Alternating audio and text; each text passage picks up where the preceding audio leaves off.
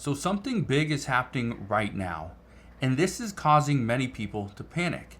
Businesses are closing down, and these are some very big businesses. Large retailers are shutting down.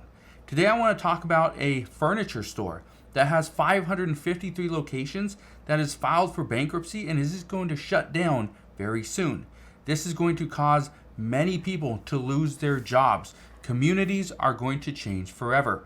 But this is not the only store that is shutting down. I want to explain what's going on, the warning that McDonald's just gave us, the warnings that Wendy's has given us, the warnings from Intel and other large companies, what they are telling us and why we should be worried at this time. So I'm going to break all this down in just a moment, but all I ask is one thing. It takes 2 seconds. Go ahead, hit that like button if you enjoy these daily updates. And now let's begin.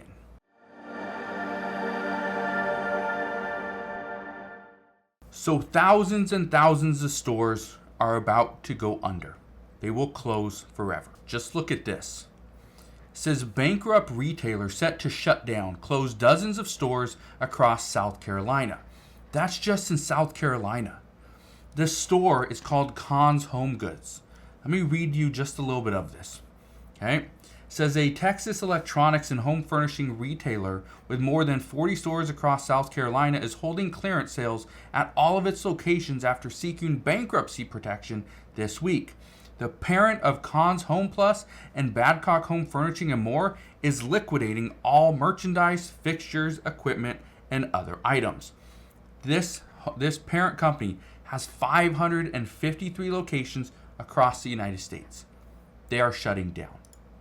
This is just the beginning. And in just a moment, I want to explain why these stores are shutting down. Because McDonald's has just told us what's going on. Just look at this. Winnebago, they are facing forecasting challenge as RV sales drop from pandemic highs. One of the reasons why places like Winnebago are struggling is because people purchased an RV during the pandemic when they couldn't go to hotels. They couldn't travel extremely far because they were concerned about jumping on an airplane. Maybe they even had children or some elderly individuals. Well, they purchased an RV, they hooked it up to a truck or a large SUV, and they went camping. That's what happened. But many people don't need to buy an RV every 1, 2, or 3 years. That's one of the reasons why Winnebago is having a very difficult time. But look at this. This is the warning that McDonald's is giving us. McDonald's sales fell worldwide for first time in 4 years as cost of living bites. Says sales have fallen 1% around the world as consumers eat at home or choose cheaper menu options. Now I want to show you this chart here. Look at this one right here. This right here, it says McDonald's earnings paint scary economic picture. Mickey D's Q2 shows that inflation finally has Americans thinking twice about their fast food binges. Over here, Q4 of 2021, McDonald's saw store sales growth of 12.5%. Q2 of 2022, down here at 9.7, but still good. Then we see over here, we'll just go over here to Q2 of 2023, 11.7% sales growth. That's pretty good. But we get to Q4 of 2023, so 8 months ago, we see it's 3.4%. It's not great, but still, it's in the positive. And then Q2 of 2024, which we just ended, we're down 1%. The reason for this is simple. The American people are broke. Then think about this for a second. During the pandemic, people bought things that they wouldn't ordinarily buy, but they bought things that they wanted. They bought things that they didn't need, but they thought, you know what? I have a little bit of extra pandemic money, a little bit of stimulus funds. I can purchase this. Here's where things are very interesting, though. People made purchases that they were originally putting off. Think about it. Think about what you did. Okay, and I'll give you a few of my stories as well. Let's say you bought new furniture. How many people are buying furniture now? I know during the pandemic, I bought a new bed, a new bedroom set, bought new, TV stands, bought a new kitchen table, actually 2 kitchen tables. I bought a new desk for my office. I bought a new desk for my home office. Bought a new desk for my kids, right? Kids all have new beds, but they don't need a new bed. They don't need it now. So I'm not going to a furniture store. I haven't been to a furniture store in 2 years. It's because we don't need new furniture. What about electronics? Well, I bought a new computer, bought new monitors, and being that I work online and do a lot of stuff, from the computer, I'm always updating, always upgrading my equipment. But I don't need to do that every year, and most people don't. People upgraded their cars. I did the same thing.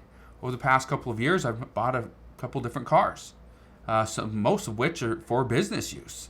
But continue to buy new cars if I need them, right? Keep adding miles to it. But again, most people don't need this. Most people don't need to buy a car every year. What about RVs? Well, just like I said, Winnebago is facing some tough challenges because people are not buying RVs.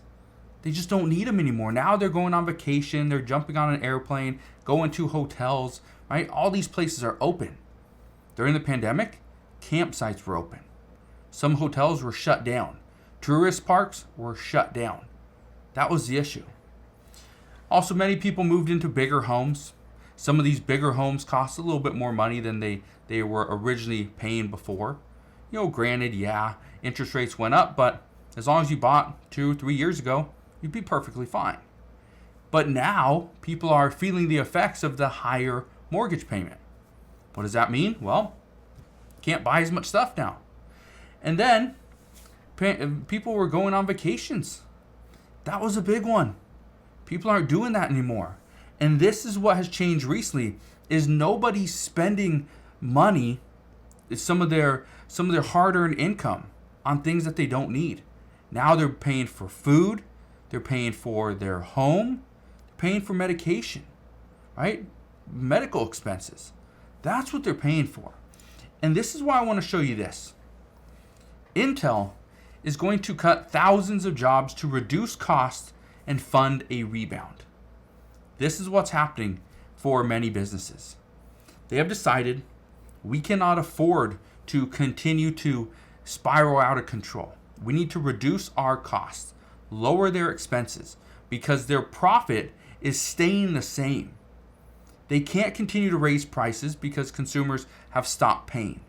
That's what we've seen at McDonald's, where McDonald's was trying to introduce new meals. They kept on raising the prices until consumers pushed back.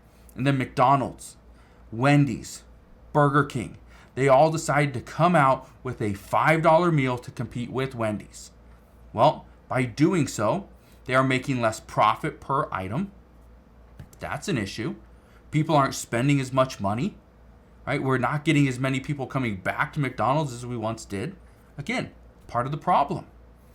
But the reason why this is such a big deal is because we saw McDonald's lower the price on some of their items so that the consumers could come back and continue to spend. We saw that from Target and Walmart as well. Amazon jumped in on this where they lowered the prices of like 4,000 to 5,000 items in the beginning of the summer. The expectation is this is going to bring back customers. But at the same time, if customers don't have any money, what do we do then? That's part of the issue. So I just wanted to share this with you because we are seeing stores shut down because the consumer doesn't have money to spend. Just don't. Intel is going to cut thousands of jobs because people can't continue to spend money on new computers, new technology. Businesses are doing the same thing. Businesses are trying to reduce costs. I was talking to a good friend of mine just the other day. He has a pretty substantial business, and he was saying that his company is not investing into new technology right now. They're not buying new computers. Okay, they're not updating the new iPhone like they do almost every single year. They're not updating the new phone for all their executives. They're just not going to do it. They're going to stick with the same technology that they've had for the past year and a half. They're going to run with it probably for another year to year and a half, And at that point, hopefully we're out of this mess.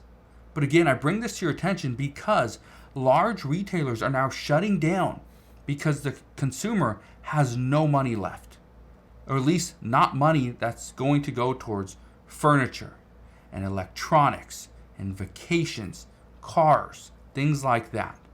I was reading an article just this morning, and it was saying that a large office building, it previously sold for like $332 million. It just sold for $8.5 million in New York City. I believe it's a 23-story office building, glass building in New York City. Okay, prime real estate. It previously sold for $330 million. Got a 97.5% haircut. Only sold for $8.5 at auction. That's where we're at. People have overvalued items, overvalued real estate, overvalued businesses, overvalued just inventory. Now we're seeing people struggle. Businesses are struggling. As a result, we're all going to feel the impacts. So just wanted to share this with you, but let me know your thoughts down in the comment section below. But again, thank you guys for watching. Consider subscribing, and I'll see you guys on the next one.